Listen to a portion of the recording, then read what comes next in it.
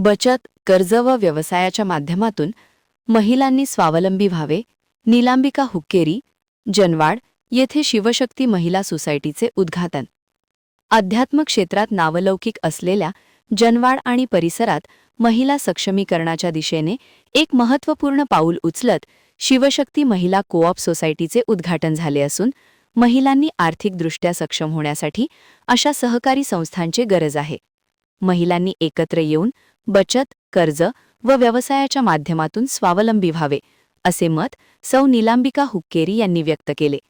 जनवाड शिवशक्ती महिला कोऑप सोसायटीचे उद्घाटन परमपूज्य साधनानंद महाराज यांच्या दिव्य सानिध्यात मान्यवरांच्या उपस्थितीत पार पडला. यावेळी जिल्हा मध्यवर्ती बँकेच्या संचालिका सुनीता एहोळे म्हणाल्या की स्थापन केलेल्या या शिवशक्ती कोऑप सोसायटी सहकार क्षेत्रात लवकरच आदर्श निर्माण करेल.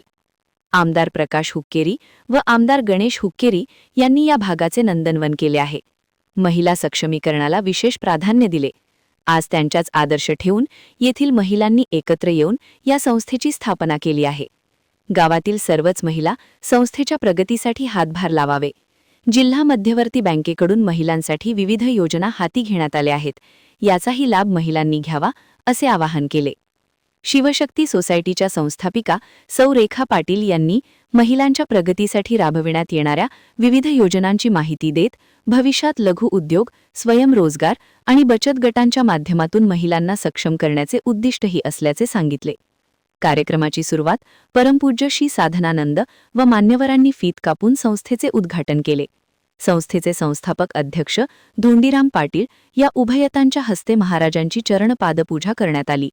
यावेळी ढोणेवाडीचे आत्मामल्लिक मठाचे मठाधिपती परमपूज्य श्री साधनानंद महाराज यांनी आशीर्वाचन केले.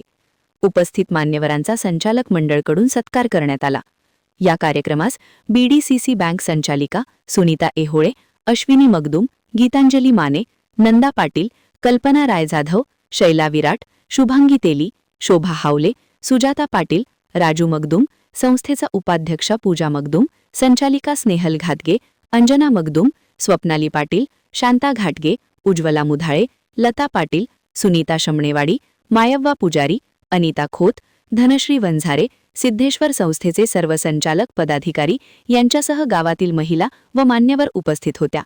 स्वागत संचालिका स्नेहल घाटगे यांनी केले, तर आभार पूजा मगदुम यांनी मानले. महान कार्य न्यूजसाठी अजित कांबळे, बोरगाव.